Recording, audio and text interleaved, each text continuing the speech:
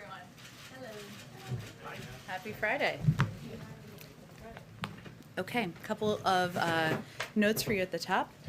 Today, the Biden-Harris administration took additional steps to provide stability and relief to homeowners who are still feeling the economic effects of the COVID-19 pandemic.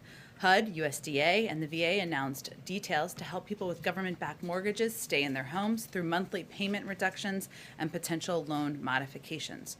Homeowners could see reductions in their monthly payments of roughly 20 to 25%, allowing them to remain in their homes and build long-term equity.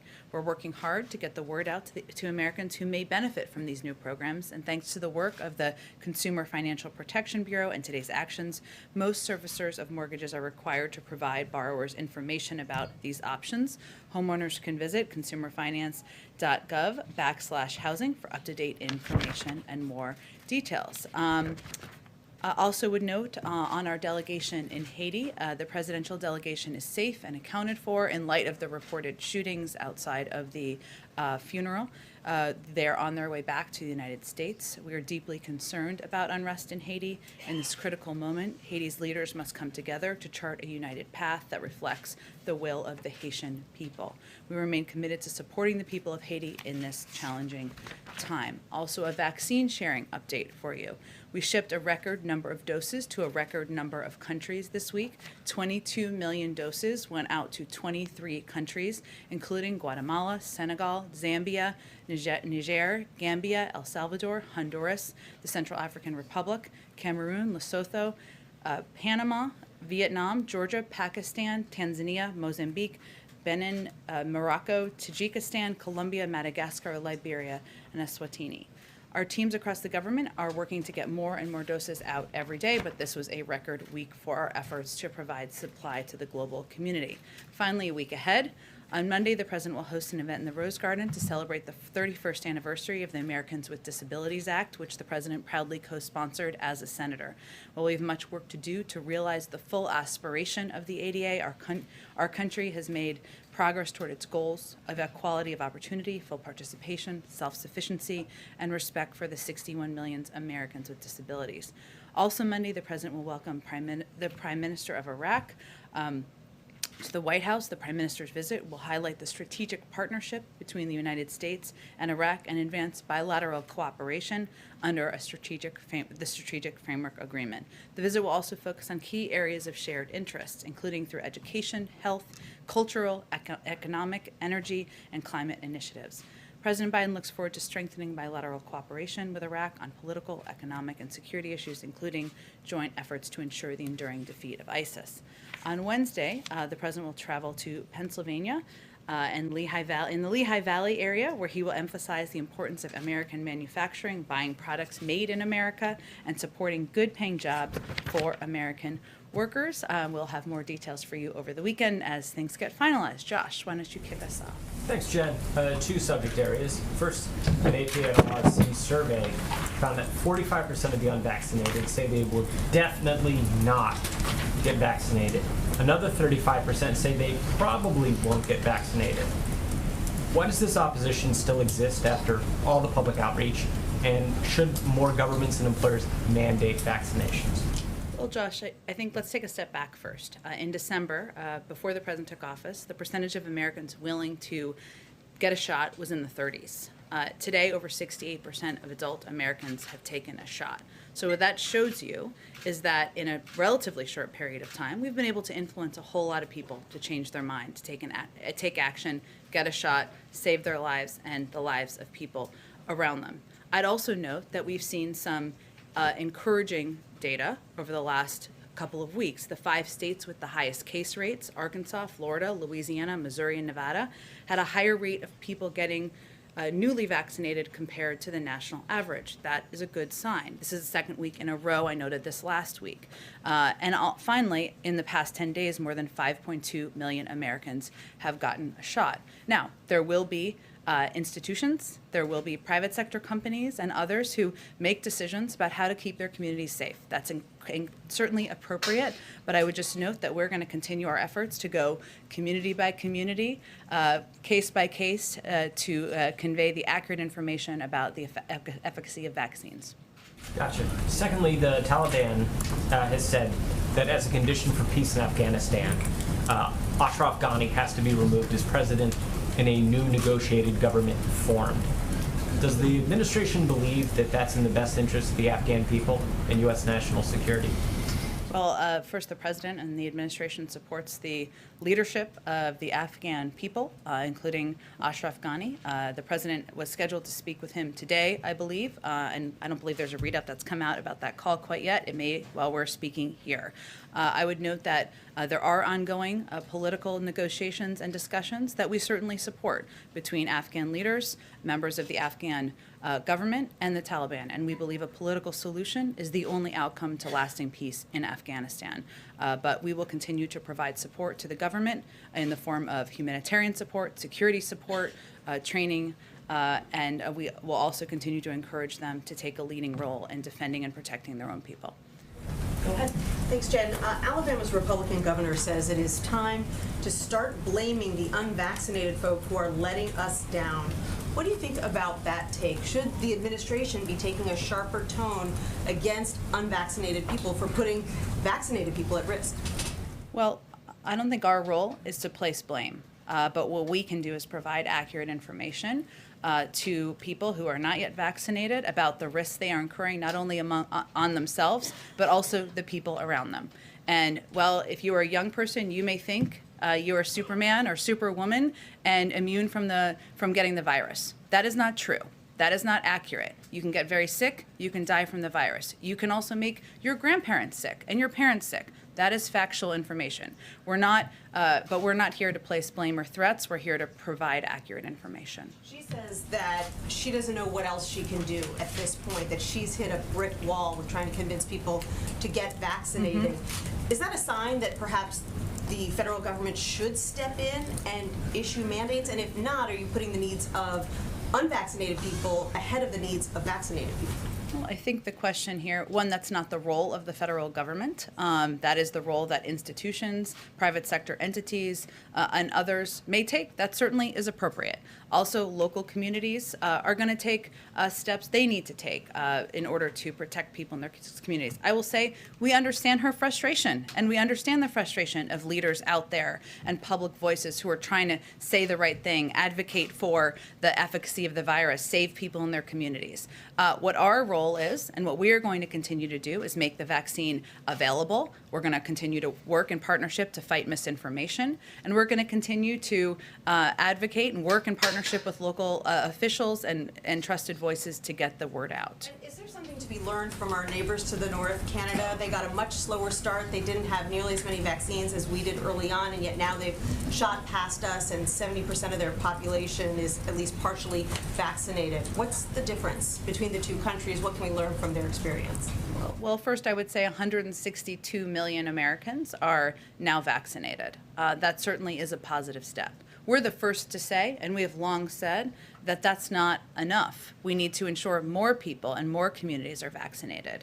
And it is now, we're reached a point where there are some communities, even states, where there's 70%, 80% or higher vaccination rates. Other communities where there's 40%, 50% or otherwise. That's not just a health issue, it's a huge health issue. It's an economic issue. We've seen how that can impact local communities as it may lead to shutdowns of different businesses. It's an economic issue as well. So of course, we work in close partnership with our neighbors, but we have 162 million Americans vaccinated. We're the world's largest provider of vaccines to the global community. That's progress in our view, even as we've said from the beginning, there's more work to be done. Go ahead. Thank you. About the economics of COVID that you just mentioned, now that daily doses administered of the vaccine are down below 300,000 for the first time since December, we've heard talk about maybe updating the mask guidance. Do you know if there's been any talk here about updating guidance to start shutting businesses down in places that have very low vaccination rates? No, there has not been, no. Okay. And then on crime generally. Can I note, though, two things just for your public information purposes? One is that Well, we have seen, we don't look at 1 week of data as an indication of, as you know, we talk about weekly averages. We did see larger numbers of unemployment claims in areas where there are lower vaccination rates. It's not enough data to draw a conclusion. I'm just noting it for all of you. I would also note that on the American Rescue Plan, the way we design that is for the impact and the assistance that we're providing to communities across the country to be long-lasting, not to stop all in July or all in September. It extends far beyond. That is a lesson learned from the past, and so there are different components of that package that's providing assistance to businesses, to organizations, to communities that is going to be lasting for months to come. Okay. And then Proceed. on crime, the intersection in DC that was shot up last night, only about a mile and a half from here. President Biden had lunch in that neighborhood this summer. What is your message to innocent people who live in cities like this one who might start to get worried about getting caught in the crossfire? Well, their message is that the cornerstone of the president's comprehensive plan to reduce gun violence is providing communities with the tools and resources they need to reduce gun crime, including in Washington, D.C. And there are a couple of steps specific to Washington, D.C. I mean, a lot of us live there or live in the neighboring communities or know people who are on 14th Street or in the neighboring areas. And for people who are not, who are watching or hearing this, who are not from those neighborhoods, there's a lot of restaurants there, a lot of foot traffic. This is a pretty popular part of the city many of us live in. DC is one of the 5 areas nationwide where DOJ launched gun trafficking strike forces just yesterday, which are going to focus law enforcement resources across jurisdictions to keep guns out of the hands of criminals. DC is also a part of our 16-city community violence intervention collaborative, which is helping cities implement evidence-based strategies, and which have been shown to reduce violence by as much as 60%. And Washington, D.C. is also taking advantage of the historic funding that they've gotten through the rescue plan to bolster public safety. So Mayor Bowser's budget proposal would invest $59 million from the rescue plan to reduce violent crime.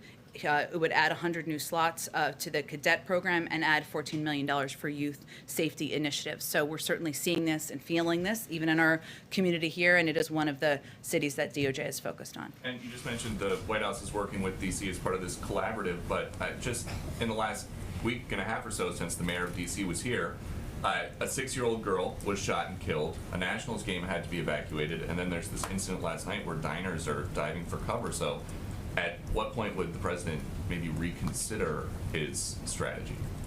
Well, I would say we're just implementing our strategy, which is a multi-pronged effort to work in partnership with local leaders, including Mayor Bowser, who has been a great partner to us. That's rising in cities across the country, including Washington. And the events of the last week are just examples of that. Go ahead. Thanks, Jen. Secretary Yellen just said before he came to the podium that the Treasury Department will need to take extraordinary measures if the debt limit isn't raised by August, and she indicated those could run out shortly after lawmakers return, possibly as soon as October. So does the White House, are you guys setting a deadline before recess? Do you want to see that debt limit raised, and what is the White House doing to urge lawmakers to address the debt limit? This is like the Olympics for Bloomberg these days. So I would say, and Reuters, sorry, and other financial outlets in the room. Let me give you just a little bit of context for those of you who have not seen the letter that just went from Secretary Yellen to the Hill. So this is a letter that's standard practice for Treasury secretaries when a debt limit is going to be reimposed, which there's a timeline coming up at the end of this month. That is different. I'm not saying you're suggesting this. That is different from defaulting, which has never happened in the history of the United States and would clearly be a catastrophic event. But it is a timeline for the debt limit to be raised or extended. So during the previous 2 administrations, the Treasury Secretary sent nearly 50 letters to the Hill on the debt limit, some of which were very similar in wording and asks and updates to this letter. And raising or suspending the debt limit does not authorize new spending commitments. It simply enables the government to pay for obligations that Congresses and presidents of both parties have already approved. And Congress, finally, last piece of history, has raised or suspended the debt limit approximately 80 times, which has happened under both Republican and Democratic presidents. I will say, just for historical fact, more often under Republican presidents. But it has happened under both, and it has been supported in a bipartisan way. So we expect Congress to act promptly to raise or suspend the debt limit and protect the full faith and credit of the United States. Now, it is not, I give you all of that context because it is not out of the ordinary, even though they're called extraordinary measures, for Treasury secretaries to present to Capitol Hill steps that they are going to take, even as this is being litigated on Capitol Hill. That was what this update was to provide. In that letter, she also noted that the period of time that extraordinary measures may last is subject to considerable uncertainty due to a variety of factors, which are exacerbated this year by uncertainty related to the pandemic and calculations about inflows and outflows. So the October timeline that she was referenced in there, or the October 1st date, I should say, was referenced, was because there's a very large reduction in the cash balance on October 1st, or we're projecting that, due to outflows on that day to meet our obligations to the Department of Defense. So she was giving a sense of what the timeline looks like, while also conveying that we can't give a sense at this point on the length of time for extraordinary measures. We certainly expect Congress to act in a bipartisan manner, as they did 3 times under the prior administration, to raise the debt limit. Given that uncertainty, is the White House communicating to congressional leaders that you would like to see this debt limit extended before they recess for August? I'm not here to set a new deadline. I'm conveying to you the history and conveying to you that we think it's clear Congress should act in a bipartisan manner to raise the debt limit, as they have in the past. And then just one more on the bipartisan infrastructure framework. Is the White House getting involved in this dispute between Democrats and Republicans over transit funding? And are you recommending any solutions as to how that should be resolved? Are you backing Democrats who say it should remain with the 80-20 highway transit split? Well, transit funding is obviously extremely important to the president, the MTAC president, as we may call him, but we believe that that members can get this work done and can work through these issues quite quickly. And as you know, the issue is about the balance of funding and how it would be allocated between different forms of infrastructure. But we're encouraged by their progress. They're having conversations, and we believe they can work through any disagreement. I'm just going to go to the back because I'm not always good at that. Mike Memley, do you have a question today? Yes, Jen, thank you. We've talked Okay. a lot this. We've talked a You lot- didn't raise your hand, but you usually have a question. I often do. We've talked a lot. I'll go to the back too. See, now everyone's into it. We've talked a lot about this week, the protocols that are in place at the White House to ensure the president's safety with COVID-19. But we've seen over the last few weeks, the president has been traveling the country quite a bit. He's been engaging in more uncontrolled environments. He went to an ice cream stop. He was on a rope line for almost an hour in Philly last week. He's doing a campaign event Best today. hour he spent, probably in a while. Given, I remember well how COVID changed the way he would campaign last year. To what extent is the rise in cases that we're seeing in this country leading to any discussions behind the scenes about whether the president would continue to engage in this kind of activity in public settings where you can't control for people's vaccinations? Sure. Well, first, we're always going to abide by public health guidelines. And right now, the public health guidelines continue to be that if you're vaccinated, and we expect them to continue to be, if you're vaccinated, you are very much protected from severe illness from the virus. And the president will continue to be a model in following those guidelines and also engaging with the public in a manner that, one, is his role as President of the United States and is certainly aligned with and appropriate according to those guidelines.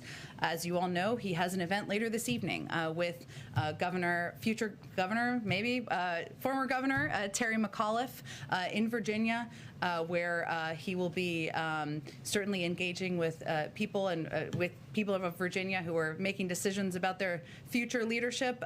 But I expect he'll be engaging as he did at events last week. So nothing has changed about our approach or protocols over the past week, or how you've seen him engage at the ice cream shop or at larger crowd events we've had. And then a question about infrastructure with some key votes coming up, obviously, next week.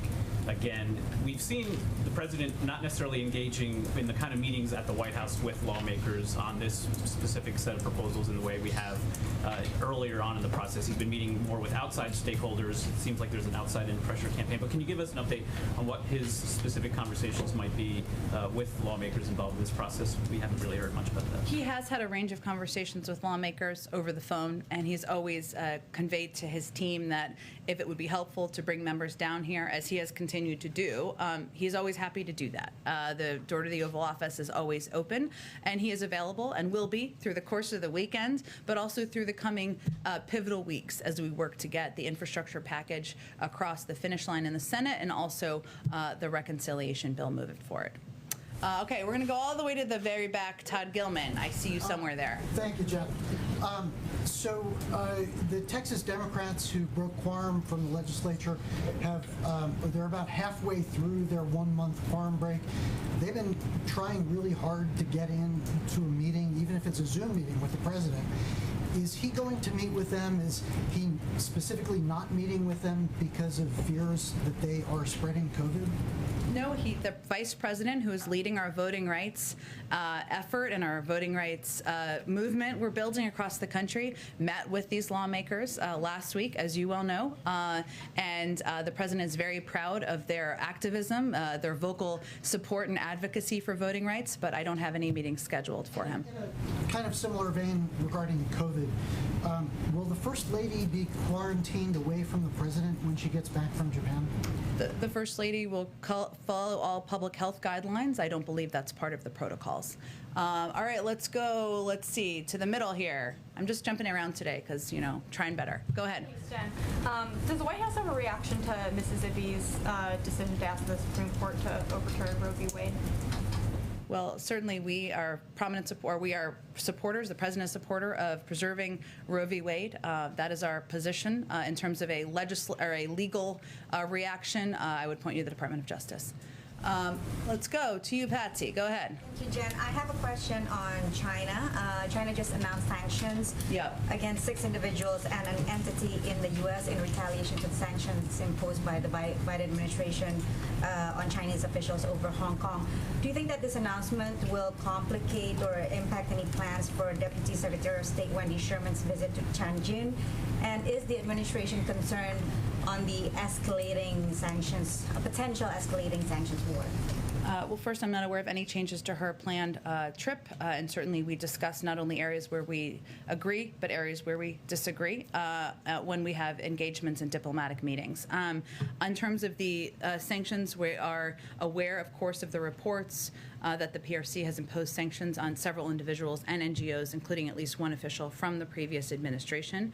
We're undeterred by these actions when we remain fully committed to implementing all relevant U.S. sanctions authorities. These actions are the latest examples of how Beijing punishes private citizens, companies, and civil society organizations as a way to send political signals and further illustrate the PRC's deteriorating investment climate and rising political risk.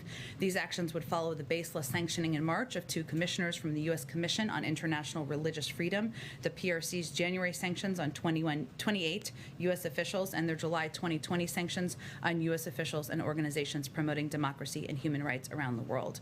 Americans of both parties oppose these outrageous moves to target those who defend universal human rights and fundamental freedoms, and Beijing's attempt to intimidate and bully internationally respected NGOs only demonstrate its further isolation from the world. Let's keep going. I'm just going to keep going around because go ahead in the back. I'm just going to keep going around so I can get some more people.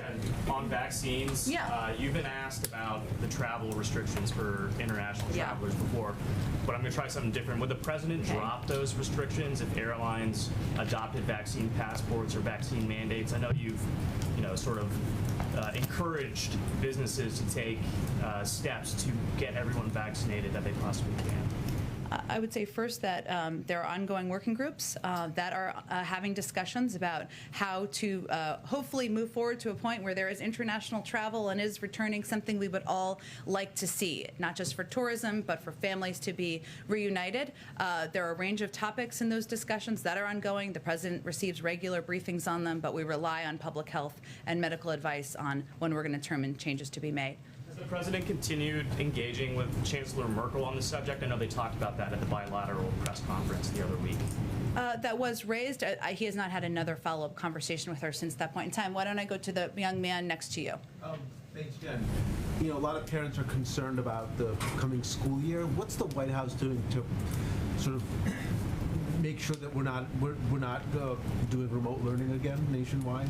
Well, our plan and our objective and our desire and commitment is to push for and ensure 100% of schools are open across the country. That's also, of course, up to school districts to implement. But from the federal government, the role we have played is by advocating for funding in the American Rescue Plan that can help provide funding for mitigation measures for schools so that they can invest in social distancing opportunities or repairing vents that need to improve ventilation. We've also put out public health guidance from the CDC that includes specific mitigation measures that schools can take. And our Secretary of Education has been focused on this issue from the first day he was sworn into office, working across school districts to share best practices and ensure we can work towards returning kids to in-school learning. Delta doesn't change that, right? Delta has not changed our public health guidelines. No. Okay, let's go back to the front. Go ahead. Just a quick follow-up on infrastructure. On the transit spending, we know that's important to the president. Is that a red line for him? If that is dropped from this package, would he still support it? I'm not setting red lines here, but we are confident that they can work through the funding issues and the breakdown of funding issues between Democrats and Republicans over the coming days. And then one other question just on Alabama, and then I have one on Hunter Biden. On Alabama, the big concern here, and the reason why these comments from the governor are so alarming is because of the low vaccination rates, right? So is there some concern from the White House, and does the administration fear that some elected leaders may just get so frustrated and accept this fact that there are just some people in this country that just may not want to get vaccinated? Well, I didn't hear those comments as accepting the fact. I heard those comments as being frustrated that it's an effort to protect the citizens in your state and trying to figure out what steps you can take to encourage people to get vaccinated and save their lives and the lives of their loved ones. We always knew it would be harder as more people got vaccinated. That's the stage we're in now. But we also believe that there is still opportunity through a range of approaches and tactics and partnerships with governors and leaders and civic leaders to get more people vaccinated. There are a range of factors many of you have reported on that are leading individuals in these 5 states with lower vaccination rates to get vaccinated. Some is the Delta variant and reporting, frankly, and fears of the transmissibility of the Delta variant. Some is, unfortunately, individuals are experiencing people in their communities, family members who are getting sick and getting hospitalized because of the transmissibility of the Delta variant. I don't think we have complex data quite yet to determine what is leading to the increase in vaccination rates in some of these states, but we think that's an encouraging sign. We know it's frustrating, we get it, but we have to stay at it to save people's lives. And last one on Hunter Biden, you confirmed yesterday that he will be meeting with prospective buyers, but you also said that he's not going to have any conversation. Not that he's meeting with prospective buyers, that he is attending gallery events that had been prior planned and announced. There could be prospective buyers there. He's not, those discussions will be happening with the gallerists, but that is different than meeting with prospective buyers. If there are prospective buyers there, you said yesterday that he is not going to have any conversations related to the selling of art. How can the administration guarantee that? The selling of his art will all happen through the gallerists, and the names and individuals will be kept confidential. We will not be aware, neither will he be aware. Is there anything stopping anyone from directly telling, though, Hunter Biden that they're going to purchase his art, and if they do, the American people won't know who they are? He will not know, we will not know who purchases his art. Go ahead, Jeff. The president said yesterday that the 25-person COVID group is, quote, investigating every aspect of any change. What specifically are they doing, or is he looking for them to do in regards to the Delta variant? What information is he looking for them to bring back to him? You mean the CDC or discussions with our public health experts? I think what he was conveying, Jeff, is that he gets regular, weekly, if not more frequent, updates from his COVID team about what is happening with the virus, the rise of certain variants, including the Delta variant, and certainly steps that they suggest we take as a result. That's an ongoing process. That's not new. So I think he's, of course, looking for their updates and guidance on what the spread is, where we're seeing the spread, what impacts we're having, and any mitigation measures they recommend we take from a public health and data-driven perspective. On testing specifically, does the president believe that more testing should be done? It's fallen some 75% or so since November. What specifically do you think should be done, or does he think should be done on testing? He relies on the guidance of his health and medical experts. If they are advising that that is a factor, then certainly his role would be continue to advocate for expanding it if in his role as president, but that they obviously provide recommendations publicly as well. And final thing here, you said it's not your role to place blame, but a president has a remarkable ability to use the bully pulpit, pick up the telephone. It happens all the time with the corporations and things. What is he doing specifically with celebrities, perhaps, or with business leaders, like we saw the NFL this week, to use his power of the office to try and get some companies or groups to do mandates or make changes? Is he doing anything himself? Reaching out like You mean this? aside from getting enough vaccine to make sure every American is vaccinated and donating more to the world than any other country and ensuring we're expanding accessibility to pharmacies, to community groups, and giving $3 billion to empower local voices to get into local communities to get people vaccinated? I'd say that's a fair amount that he's done. But you've said several times that it's not the role of the government to essentially, talk to private corporations. But a president talks to corporations and leaders all the time. Certainly during the rescue plan when he was vice president, it happened all the time, talking to private corporations. If a corner is to be turned here on the hesitancy, is there anything that he believes that he personally can do among some different leaders, not giving a public speech, but that he can do? Well, first, I think I referenced the $3 billion because the most powerful and impactful role we've seen across the country from community to community is engaging, educating, and empowering those trusted local voices.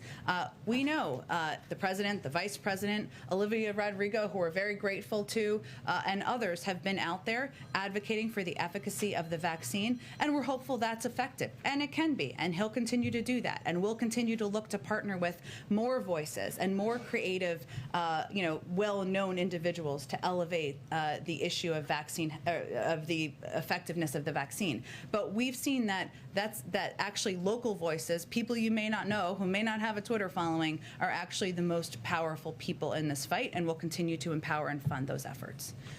Go ahead. Oh, Jeff, go ahead, and I'll go to Karen. Go ahead. Thank you, Jen. Pfizer says the U.S. government is purchasing another 200 million doses of its vaccine for children and for potential booster shots. Can you confirm the purchase, and can you say whether the thinking about the need for booster shots is crystallized within the administration? First, HHS has all the specifics, but yes, we have made that purchase. Here's the bottom line. We've always prepared for every scenario.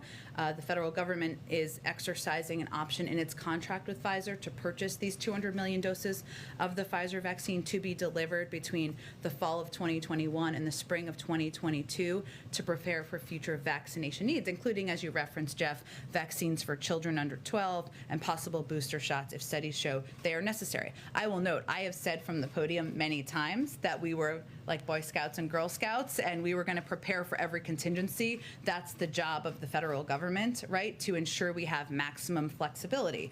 We don't know if we'll need a booster shot. That's going to be up to the research that's ongoing with the FDA. That's not a recommendation that's currently made. We also don't know, we also can't predict what the outcome will be of research on kids under 12. We're certainly hopeful, and we don't know which vaccine will be most effective, but we want to have maximum flexibility, so this is an effort to provide us with that. All right, and just one on infrastructure. We understand that Senate negotiators are looking at repurposing COVID relief funds for hospitals and nursing homes to pay for parts of the bill. Is that something the White House would support? Well, there's a range of final nitty-gritty discussions between both sides, but I'm not going to give feedback on each of the discussions from here. Okay, Osman, go ahead. Karen, go ahead. Oh, Karen, sorry. Go ahead, Karen. Thank you. Apologies. Sort of keying off of what Jeff Zeleny was asking, the NFL is telling teams that they could potentially forfeit games for a COVID outbreak among unvaccinated players, and the players could lose their pay for any missed games. Does the administration support a policy where players, or more broadly, employees could lose pay if they are unvaccinated and cause a COVID outbreak at their place of work? Well, first, I'm not going to make a sweeping private sector conclusion here. What I will say is the NFL policy is making clear how they're going to proceed with their season. That's their role to do, right? We certainly believe the biggest takeaway is that getting vaccinated is our ticket back to normal, and that vaccines are effective and allow all of us a high degree of protection, importantly avoid hospitalization or death. So this is guidance they determined, the NFL, about how they're going to proceed with their season. That is their role to do. And there's a new model out from an organization that consults with the CDC, and it's predicting that the current surge in cases right now could continue until a peak in mid-October, with daily deaths potentially more than tripling where they are right now. What can the president do right now to prepare Americans for that possibility? We talked so much about the long winter last year. What about a potentially long fall? I think the president's role right now is to continue to encourage people to get vaccinated because it is incredibly effective in protecting them from serious illness, from death, from hospitalization, from the virus. That's the most powerful role he can play at this point in time. George, go ahead. This morning, the Cleveland Indians announced they're changing their name to Guardians, and that's already become an issue in the Ohio Senate race, and the former president just minutes ago attacked it. Any reaction by the president or the White House? We certainly support their change of name. We may be on the other side of the former president on that front, I would guess. I haven't seen his tweet or however he's communicating these days. Go ahead. Jen, two questions on the vaccine. First, you had mentioned yesterday that every individual at this White House has been, quote, offered a vaccine. So can you clarify, is the administration not mandating vaccines for White House staff? No, we have not mandated. Okay. And do you have a count, or can you offer any confirmation to us on the percentage of employees who are vaccinated? I'm not going to provide that. I will see if there's more information to provide. Can you offer any guidance then on how you're confirming vaccination status of employees? Well, they're vaccinated here in the White House Medical Unit for the most part. Go ahead. Kelly, I'm sorry, I'll come to you next. Two questions that I could. One, this administration has long claimed that you're trying to be the most transparent in history. If that's the case, why won't you just release the number of breakthrough cases that you've had of vaccinated staffers? Well, I think first we're in a very different place than we were 6 to 7 months ago as it relates to the virus. And as many medical experts have said, inside and outside of the government, those who are vaccinated are protected from serious illness. Most are asymptomatic if they are individuals who are vaccinated who get the virus. We are in a different place in terms of the impact of individuals who may have, as you said, breakthrough cases. But why not just provide the number? Are you trying to hide something? No, but why do you need to have that information? In case of transparency, the interest of the public, having a better understanding of how breakthrough cases work here in the White House. Well, first, there are the CDC tracks, and let me give you this information too. The CDC tracks across the country, of course, hospitalizations and deaths, as we have seen. They also do a great deal of tracking in cohorts and ensure that. So let me give you a little more information on this, which I think. I don't know if hopefully it's of interest. So the way that, because people have asked this before, so the way the CDC is actively tracking breakthrough cases, there are tens of thousands of people across the country, of course, who are in what they call cohort studies, which the CDC is actively monitoring. For example, the CDC has a long-term care facility study where it is getting data from more than 14,000 long-term care facilities. CDC has a healthcare worker study where they monitor vaccinated healthcare workers who get tested with PCR tests every single week. And CDC also collects what they call passive surveillance, which is where hospitals provide CDC with data when they identify someone who is hospitalized but has been vaccinated. So there's a range of means our public health officials are tracking across the country, across DC, across any individuals here about who is vaccinated, who is getting the virus, getting hospitalized. Hopefully not. It remains a small percentage. And following up on the questions about environment, as Art shows, are there any specific procedures you can tell us that are being put in place to ensure that these conversations remain, as you say, not about the sales? Will he get ethics training? Will he have to report afterwards about the conversations? Anything specific you can tell us about how you are monitoring this? Well, again, I think it is certainly a commitment that has been made by all parties involved. He is not involved in the sale or discussions about the sale of his art, and he will not be informed of the sale of his art and who is purchasing that art. That is a commitment that's been made, and we expect that all parties would abide by it. Go ahead, Kelly.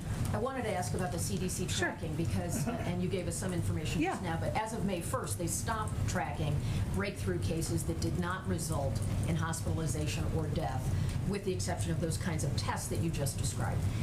Should there be a more broader net on breakthrough cases? Would the president support that to get a better picture of breakthrough?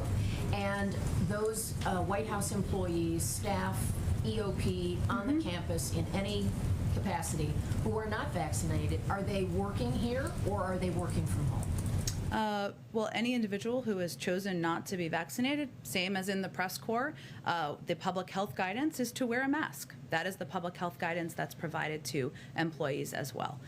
In terms of it is much more expansive than hospitalizations. That was what I was trying to convey. What the CDC does is they have these, they actively track breakthrough cases through these cohorts of individuals who are vulnerable populations who are had high risks of exposure. And they, of course, include, as I noted, long-term care facilities, healthcare workers, and others who would be in those cohorts and categories.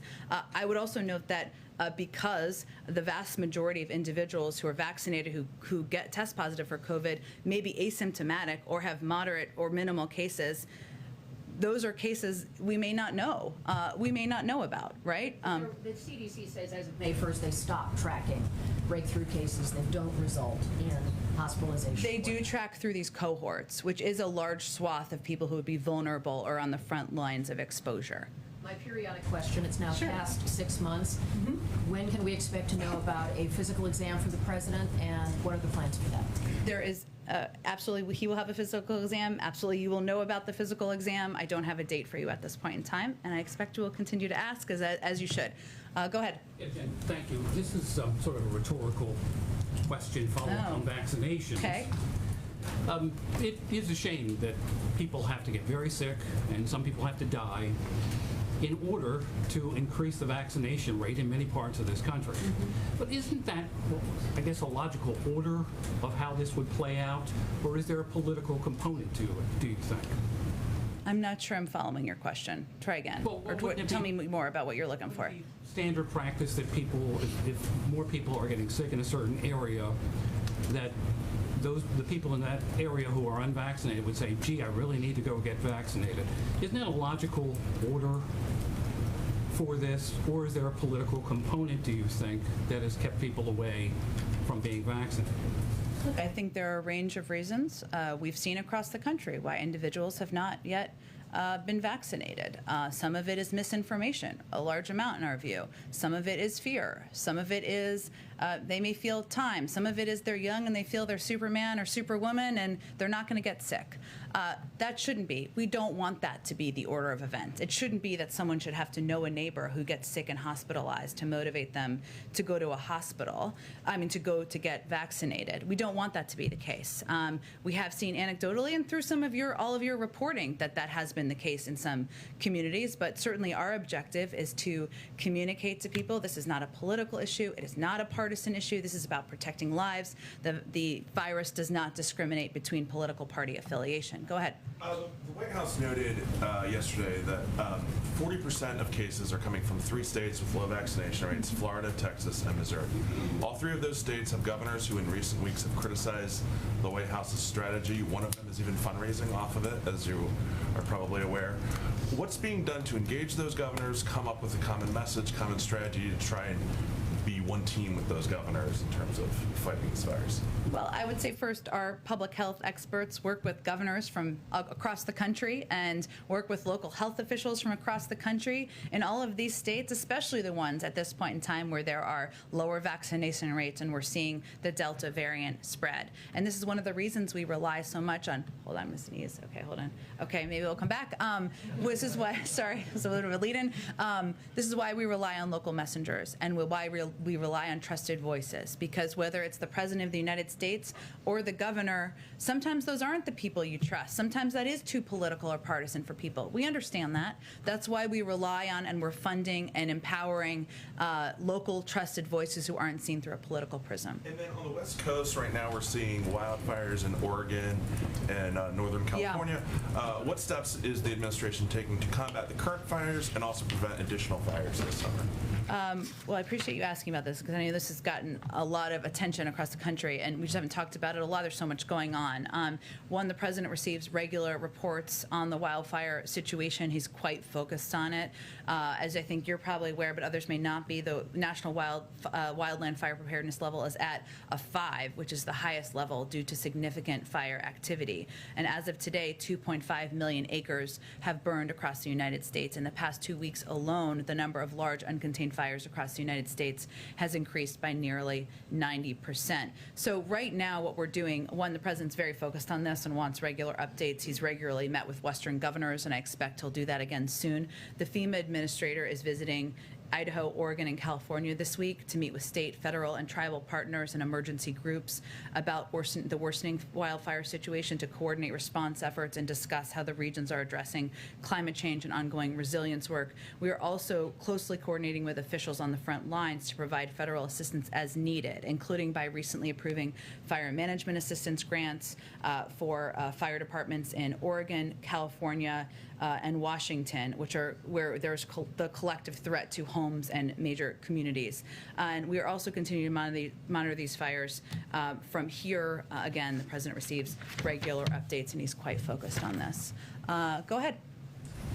On Cuba, Congresswoman Salazar says that the administration could turn the internet back on for Cubans within minutes. I guess there's just technology to allow high-tech balloons to float over Cuba to act as towers. What's being done, or can you provide an update on restoring internet service to Cuba? I wish it was that easy.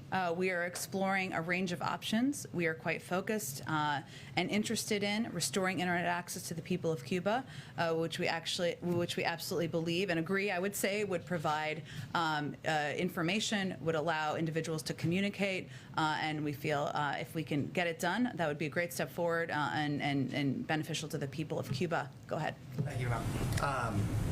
You mentioned at the top that Republicans had also increased the debt ceiling, and certainly, spending has been bipartisan for many years. I'm wondering what the president's long-term view of the country's balance sheets are, given that under current long-term CBO estimates, debt is never again expected to dip below 100% of gross domestic product, and then within 30 years it is projected to hit 202% of gross domestic product. Well, first I would say the president has proposed a way to pay for his proposals, which is something that is a fiscally responsible step. Some of his predecessors, the most recent one, did not do when he worked and advocated to support the passing of $2 trillion in tax cuts that did not bear out the financial benefit he promised, and also certainly added to the deficit. The president takes these issues seriously. He is focused on being a president who cares about the future of the next generations, and I think his actions have borne that out. And then a quick follow-up, there was a lot of discussion about masking the other day. This administration has always followed CDC guidance. If the CDC was to say we need to return to masking, would this administration follow suit? We're always going to follow the guidance of our health and medical experts. Go ahead. On the vaccine immunity, given that Pfizer's now seen waning immunity, and separate from who is vaccinated and who is not, is the White House looking at models and projections that say in the next year, as everyone who has been vaccinated could start to lose that immunity, what does that look like for hospitalizations and deaths, et cetera? Well, first, I would certainly point to our health and medical experts to answer questions about future projections about the impact of waning immunity. I will say that as they look at this data and assess from the CDC and other public health entities in the government, they certainly talk to private sector companies like Pfizer, but that's only one source of data and engagement. They look at a range of data across the board as they make projections. So we really rely on their broad data and projections as we assess what the future looks like. Can I just follow follow up on Afghanistan as well. You mentioned continuing U.S. support. Does that include continuing military support? I mean, we've seen a number of airstrikes that the U.S. has launched on Taliban targets over the last 30 days. Could that continue past the end of the military mission at the end of August? I don't have anything on that for you. I'd certainly point you to the Department of Defense. But what I was communicating about was, over the coming weeks, we maintain our authorities, as you know, and we've provided a range of training and security assistance equipment to the Afghans and the leaders of Afghanistan as we transition to bringing our men and women home. Thanks so much, everyone. Have a great weekend. Thank you, Jen.